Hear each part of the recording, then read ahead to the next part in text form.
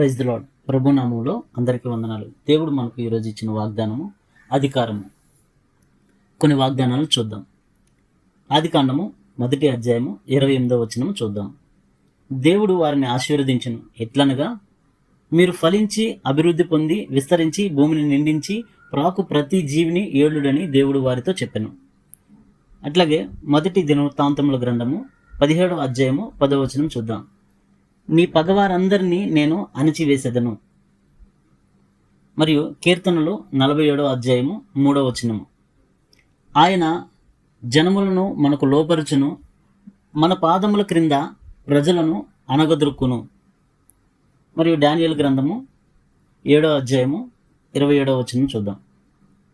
ఆకాశం అంతటి క్రిందనున్న రాజ్యమును అధికారమును రాజ్య మహత్యమును మహోన్నతుని పరిశుద్ధులకు చెందును. ఆయన రాజ్యము నిత్యము నిలుచును, అధికారులందరూ దానికి దోషులై విధేయులగుదురు. అలాగే నూతన నిబంధనలో కొన్ని వాగ్దానాలు చూద్దాం. హెబ్రీలు రాసిన పత్రిక 2వ అధ్యాయం 7వ వచనము మరియు 8వ వచనం చూద్దాం.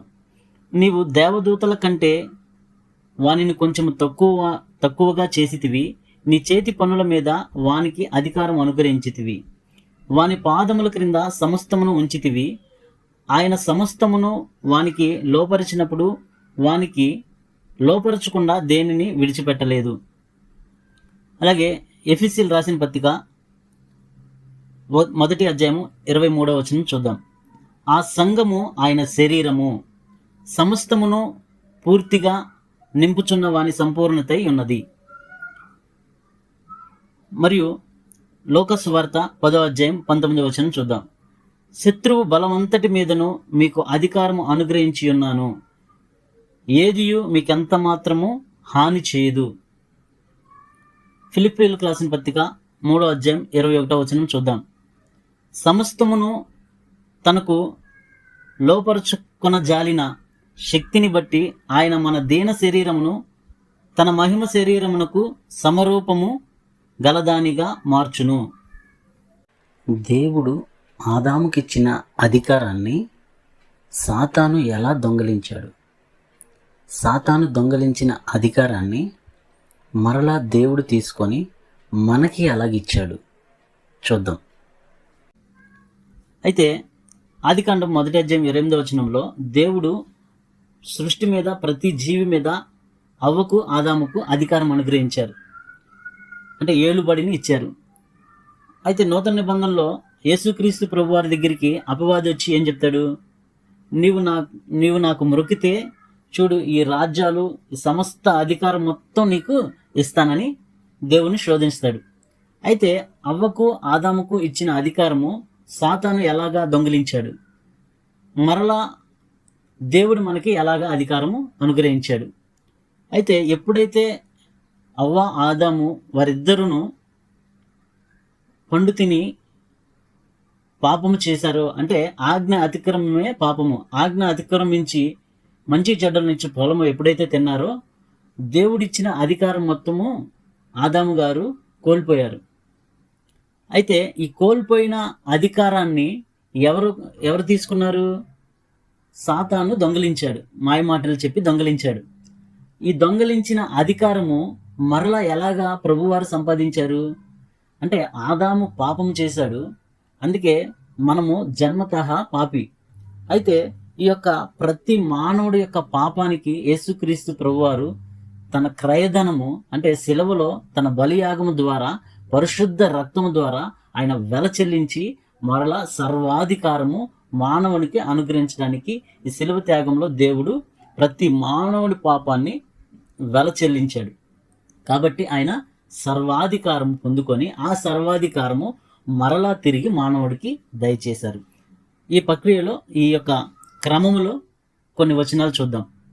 మరలా, నీవు దేవదూతల కంటే వానిని కొంచెం తక్కువ వానిగా చేసితివి, నీ చేతి పనుల మీద వానికి అధికారం అనుగ్రహించితివి, వాని పాదముల క్రింద సమస్తమును ఉంచితివి. ఆయన సమస్తమును వానికి లోపరిచినప్పుడు వానికి లోపరచకుండా దేనిని విడిచిపెట్టలేదు.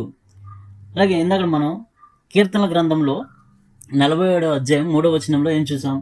ఆయన జనములను మనకు లోపరచును, మన పాదముల కింద ప్రజలను అనగదొరుక్కును. అంటే దేవుడు మానవుని యొక్క పాదముల క్రింద సమస్తం ఉంచానని కీర్తనలో చూసాం. మరలా హెబ్రీలు రాసిన పత్రిక 2వ అధ్యాయం 7వ వచనంలో 8వ వచనంలో చూస్తే వాని పాదముల క్రింద సమస్తము ఉంచితివి. ఆయన మానవుని యొక్క పాదముల క్రింద సమస్తము ఉంచారు. అయితే ఎవరి పాదముల క్రింద? సంఘము యొక్క పాదముల క్రింద. మానవుడు అంటే దేవుని బిడ్డలు, సంఘమునకు శిరస్సు క్రీస్తు. ఎఫెసీయులకు రాసిన పత్రిక 1వ అధ్యాయం 23 చూస్తే మనకు చూద్దాం. ఆ సంఘము ఆయన శరీరము. అంటే సంఘము అంటే ఆయన శరీరము. ఆయన శరీరము అంటే ఎవరు?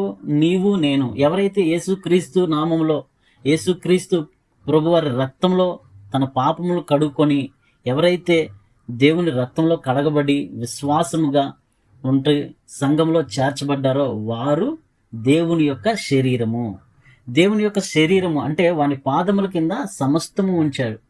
సిలువలో యేసుక్రీస్తు ప్రభువారు సాతాను యొక్క తలను చితక త్రొక్కి సర్వాధికారము మానవుడికి అనుగ్రహించాడు. ఇప్పుడు వాడికి శిరస్సు లేదు కాబట్టి దేవుడు మానవునికి సర్వాధికారం దయచేశాడు. ఎప్పుడు ఎవరైతే యేసుక్రీస్తు ప్రభువారిని విశ్వసించి తన రక్తములో కడగబడతారో వారు సంఘములో చేర్చబడతారు. ఆ సంఘము కింద సమస్తమును ఉంచారు. కోల్పోయిన ఆదాము అధికారము దేవుడు మరలా మానవుడికి అనుగ్రహించడానికి ప్రభువారి భూమి మీదకి వచ్చి శిలువ త్యాగములో సర్వాధికారమును మానవునికి అనుగ్రహించారు. ప్రభు ఈ మాటలు దీవించునుగాక. ఆమేన్. Praise the lord.